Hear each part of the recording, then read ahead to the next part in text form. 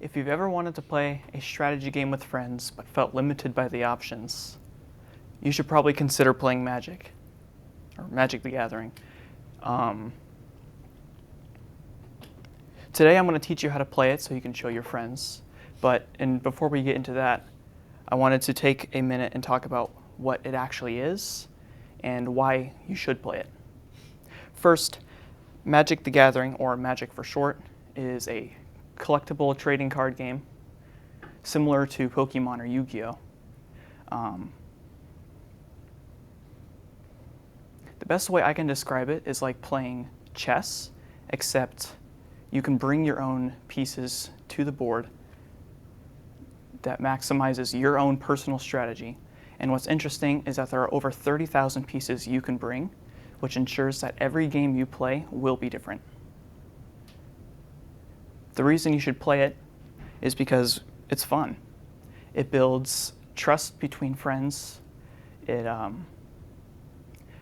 increases your reading comprehension, makes you better at quick mental math, cooperation, all sorts of benefits. Now, to start, we're going to do some simple card terminology so you're not confused. There are two types of cards in Magic. The first being land cards. Those are cards you just play whenever.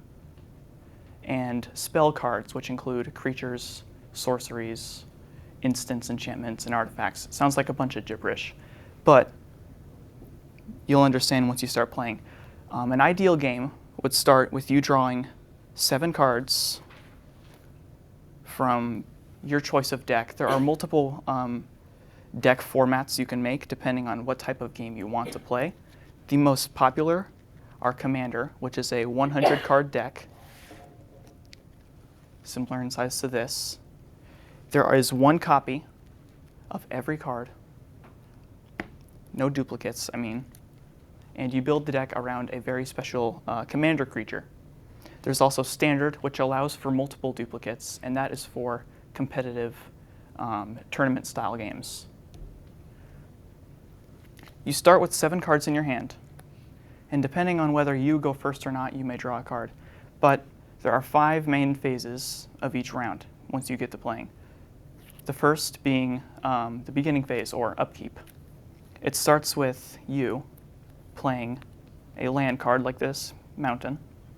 This gives you things called mana. That's the whole purpose of the land. Mana is like money. In order to play spell cards, you need mana to do it. After you play a land card and you have nothing else in your hand to play, you say, okay, I'll pass my turn. Your opponent would do their round. It's the beginning of your next turn. You would draw a new card. And if you have more land, you play a land. You can only play 1 land per round. And this lets you play multiple cards. Each card has their cost at the top right corner. And for this one here, it's 2. So you would do what's called tapping, or just using it up. You put those off to the side, you can't use them anymore, and you play your creature, sorcery, whatever card. That is beginning phase. The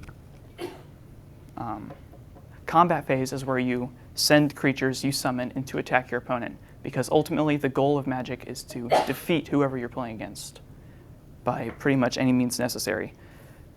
After attacking, or actually first, each creature card comes with a fraction in the bottom right. The numerator is how much power your creature card has, which is how much damage it will do.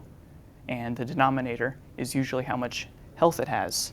So if damage beats its health, the creature goes to the graveyard pile, which means he's out of play for the time being. Some cards come with special rules and notations that can deny these rules, but for the most part, that's how it goes. Lastly is end step, which is the very, very end of your turn. And that lets you, if you haven't placed a land already, play a land, play any other creature cards that you still have mana for, and depending on how you like to play, potentially reason with your competitors so they don't destroy you in a round. That's the basics of Magic. hopefully you take this to your friends and learn it a little better.